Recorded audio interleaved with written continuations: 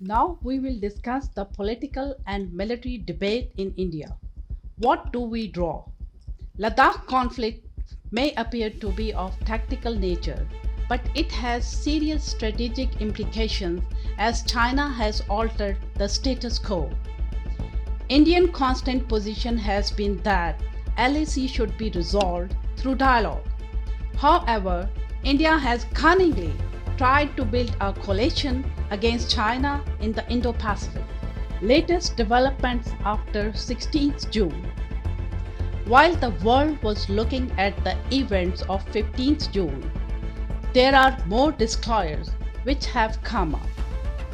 Two sources are important, an Indian and a British.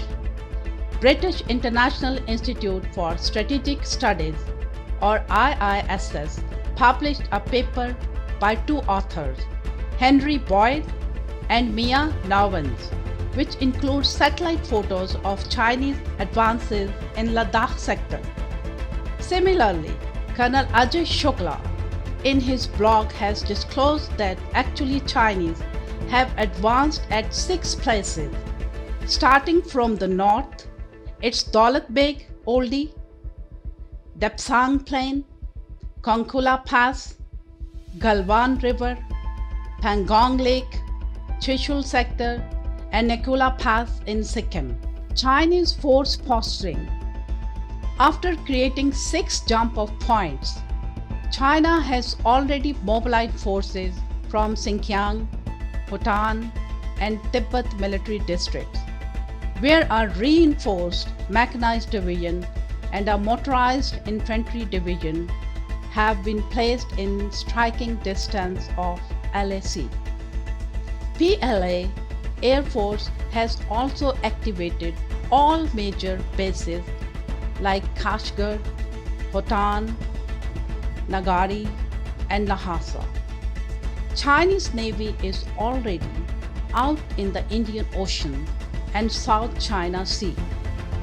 This is like a checkmate strategy where Indian military and political leadership has been paralyzed and exposed for the whole world to see the state of affairs of this so-called Asia pivot. The political and military debate in India. What do we draw? The discussion on casualties has become so absurd that Indian media is trying to build up morale of their army and political leadership. Modi said, "No one is occupying our area or post, and our brave fighters went down fighting and punching the Chinese in the eye." न वहां कोई हमारी सीमा में घुस आया है, न ही कोई घुसा हुआ है, न ही हमारी कोई पोस्ट किसी दूसरे के कब्जे में है. If we look at the casualties and the fact that China released dozens of soldiers and officers on 21st June, it is clear that China has suffered minimum losses, most probably some minor injuries. Indian soldiers had been abandoned by their army and froze to death in sub-zero temperatures in the freezing waters of Galwan River. Here are a few points that explain how apparently China used the cold start doctrine against India. Number 1. Chinese were able to create a military ecosystem in the inhospitable terrain and weather of Ladakh sector, ensuring quick assembly of forces by using rail, road and airport transportation systems and unnerving their opponent. Number 2. Chinese military has virtually paralyzed the Indian politico-military leadership, and the third largest military spender of the world seems to have no utility of its military in defending the border of so-called Asia pivot. With virtually no military option left and lack of will, how is India exactly responding? Number 1. Failing to respond in time and shy of contact, Indian military is now digging in for a big haul, relying on tiring the Chinese through hybrid warfare, with diplomacy and information warfare as the main effort. Number 2.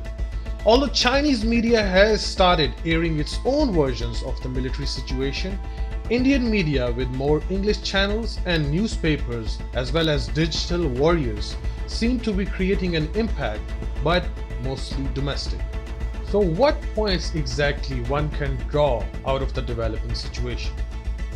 India has suffered humiliation, and the third largest army in the world has become a laughing stock. Indian military and political leadership seems to have run out of any major options. This is any commander's worst nightmare, that is, running out of options. It were multiple experts that we've been speaking to have come up with a similar assessment. Would you share that? Colonel Shukla, are you at all confident that this de-escalation and disengagement will yield some results? Rahul, they are not planning a military operation. They have already conducted a military operation. Rajnath Singh had to run to Russia to beg for some support and convince China to not damage Indian reputation further. Indian polity is demoralized.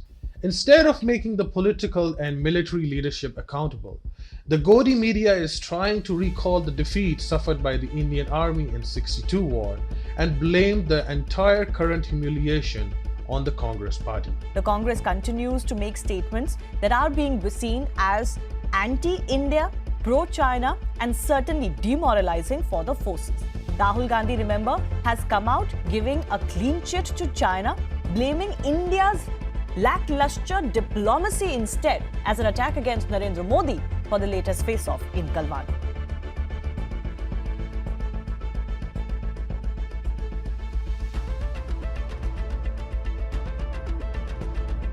Suddenness, the sheer suddenness of the move, the unexpected nature of the move, the unpredictability of the move, the fact that there was no warning to the Chinese. They don't know what hit them. Now the Chinese will know. Now the Chinese will know that when we want to act, we shall act as we wish without warning. That we shall move in stealth and attack when necessary.